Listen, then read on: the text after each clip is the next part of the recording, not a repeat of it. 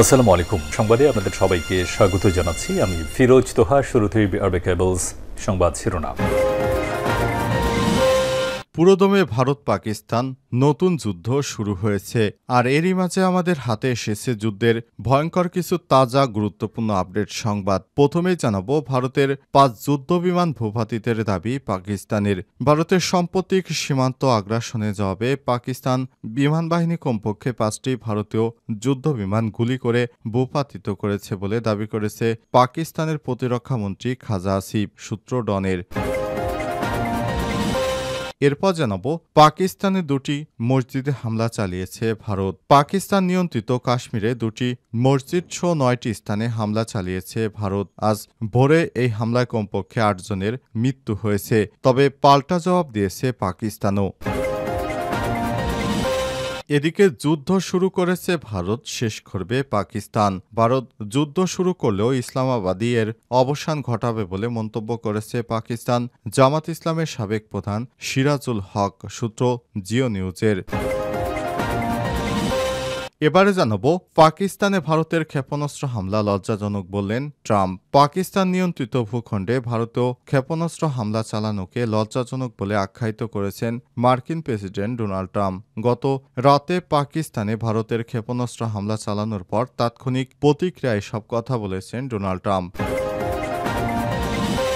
এবং সর্বশেষ জানাবো, চাঁদপুরে পুলিশ কর্মকর্তার বাসা থেকে পিস্তল ও গুলি চুরি। চাঁদপুরের ফরিদগঞ্জ উপপুলিশের পরিদর্শক এসআইয়ের ভাড়া বাসা থেকে সরকারি একটি পিস্তল, 2টি ম্যাগজিন ও 16 রাউন্ড গুলি চুরির ঘটনা ঘটেছে। প্রিয় দর্শক, এতক্ষণ শুনছিলেন সংবাদ শিরোনাম, এবারে বিস্তারিত।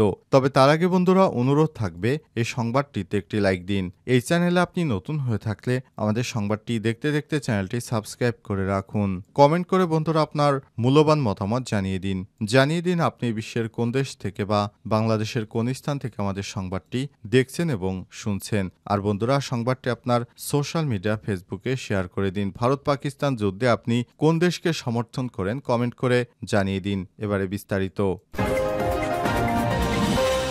ভারতের 5 যুদ্ধবিমান ভূপাতিতর দাবি পাকিস্তানের। ভারতের সম্পত্তি সীমান্ত আগ্রাসনের জবাবে পাকিস্তানের বিমান বাহিনী কমপক্ষে 5টি ভারতীয় যুদ্ধবিমান গুলি করে ভূপাতিত করেছে বলে দাবি করেছে পাকিস্তানের প্রতিরক্ষা মন্ত্রী খাজা আসিফ, সূত্র ডনের। জিও নিউজের সঙ্গে আলাপকালে আসিফ বলেছেন, পাকিস্তান তাদের প্রতিশোধমূলক পদক্ষেপে শীর্ষস্থান অর্জন করেছে এবং ভারতীয় বাহিনীর আক্রমণে তীব্র ও নির্ভুল জবাব দিয়েছে। পাকিস্তানের সশস্ত্র বাহিনী দেশের সার্বভৌমত্ব এবং আঞ্চলিক অখণ্ডতা রক্ষার জন্য দৃঢ়ভাবে কাজ করছে বলেও জানান তিনি। পাকিস্তানের নিরাপত্তা সূত্রের বরাতে সামা টিভির অনলাইনে দাবি করা হয়েছে, 2 দেশের মধ্যকার চরম উত্তেজনার মধ্যে ভারতীয় বিমান বাহিনী 3টি যুদ্ধবিমান এবং একটি ড্রোন ভূপাতিত করা হয়েছে। সংবাদ মাধ্যমটির প্রতিবেদনে বলা হয়েছে, বাহাওয়ালপুরের আহমেদপুর ইস্টের কাছাকাছি সীমান্তে ভারতীয় অংশে একটি রাফায়েল এবং একটি SU-30 যুদ্ধবিমান ভূপাতিত হয়েছে। এদিকে ভারত নিয়ন্ত্রিত কাশ্মীরের পুলওয়ামা জেলার আওয়ান্টিপোরার দক্ষিণ পশ্চিমে আরও একটি রাফায়েল ভূপাতিত করেছে। পাকিস্তানের সরকারি সূত্রের বরাতে প্রতিবেদনে জানানো হয়েছে, পাকিস্তানের সব যুদ্ধবিমান নিরাপদে ঘাঁটিতে ফিরে এসেছে এবং কোনো ক্ষয়ক্ষতি বা প্রাণহানির ঘটনা ঘটেনি। এদিকে ভারতের কিছু কিছু গণমাধ্যমেও পাকিস্তানের যুদ্ধবিমান ভূপাতিতের দাবি করা হচ্ছে, যদিও পাকিস্তানের প্রতিরক্ষা কর্মকর্তা তা অস্বীকার করেছে। তবে বিমান ভূপাতিতের দাবি পাল্টা দাবির বিষয়ে ভারতীয় কর্তৃপক্ষ এখনও কিছু জানায়নি।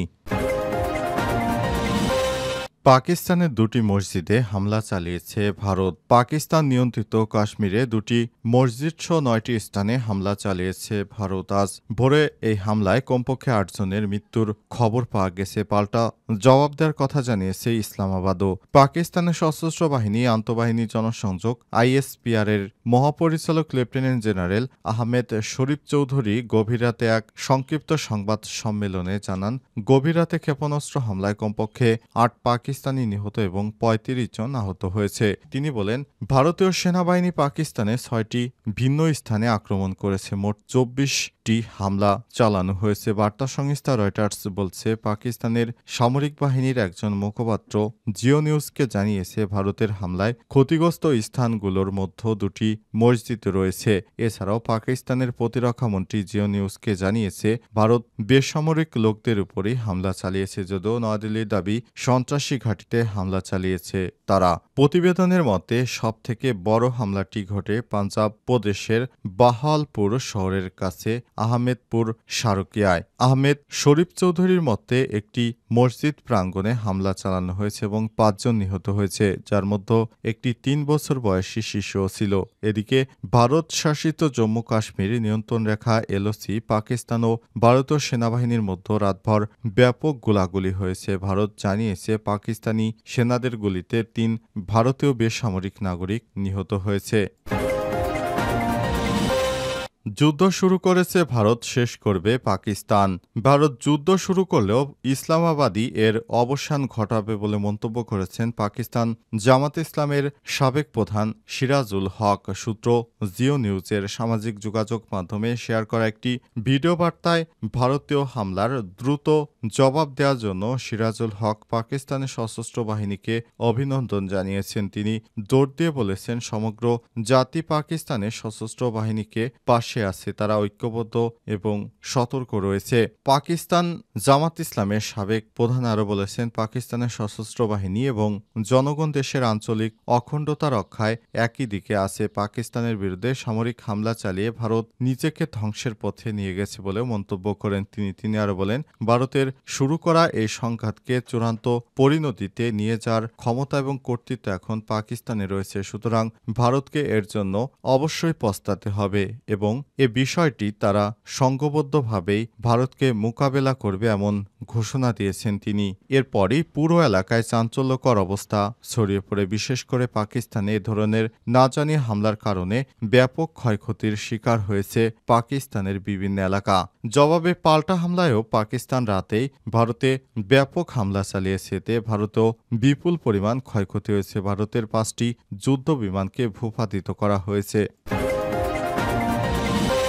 চাঁদপুরে পুলিশ কর্মকর্তার বাসা থেকে পিস্তল ও গুলি চুরি। চাঁদপুরের ফরিদগঞ্জ উপ পুলিশ পরিদর্শক এসআইয়ের ভাড়া বাসা থেকে সরকারি একটি পিস্তল, 2টি ম্যাগজিন ও 16 রাউন্ড গুলি চুরির ঘটনা ঘটেছে। 5 মে ফরিদগঞ্জ থানা ভবন থেকে 100 গজ দূরে অবস্থিত চারতলা ভবনের 4র্থ তলায় উপপুলিশ পরিদর্শক এসআই মোহাম্মদ রাকিবউদ্দিন ভূঁইয়ার ভাড়া বাসায় ফ্ল্যাটের তালা ভেঙে এই চুরির ঘটনা ঘটে। এই ঘটনায় তাৎক্ষণিকভাবে এসআই মোহাম্মদ রাকিবউদ্দিনকে ক্লোজ করে জেলা পুলিশ লাইনে সংযুক্ত করা হয়েছে। ঘটনার শিকার এসআই রাকিবউদ্দিন বলেছেন, ঘটনার দিন দুপুরে তিনি বাসা থেকে কাজের উদ্দেশ্যে বেরিয়ে যান। বিকেলে বাসায় ফিরে দরজা খোলা ও আসবাবপত্র এলোমেলো দেখতে পান। বাসার ভেতরে একটি ব্রিফকেসে থাকা সরকারি পিস্তল ও 2টি ম্যাগজিন 16 রাউন্ড গুলি এবং নগদ 10,000 টাকা নিয়ে গেছে অজ্ঞাত চোরের দল। বিষয়টি নিশ্চিত করেছে ফরিদগঞ্জ থানার ভারপ্রাপ্ত কর্মকর্তা ওসি মোহাম্মদ শাহ আলম। বলেন, এই ঘটনায় অজ্ঞাতনামা আসামিদের অভিযুক্ত করে মামলা প্রক্রিয়া চলছে। তদন্ত করে অপরাধীদের আইনের আওতায় আনা হবে। উল্লেখ্য যে ভবনে এই চুরি সংগঠিত হয়েছে সেটির আশপাশেই থানাও সেনাবাহিনীর ক্যাম্পসহ নিরাপত্তা বাহিনীর তৎপরতা রয়েছে। ভবনটির অনন্য ফ্ল্যাটেও থানার সদস্যরা ভাড়া থাকেন। এমন নিরাপত্তা বেষ্টিত এলাকায় পিস্তল চুরির ঘটনায় ব্যাপক চাঞ্চল্যের সৃষ্টি হয়েছে।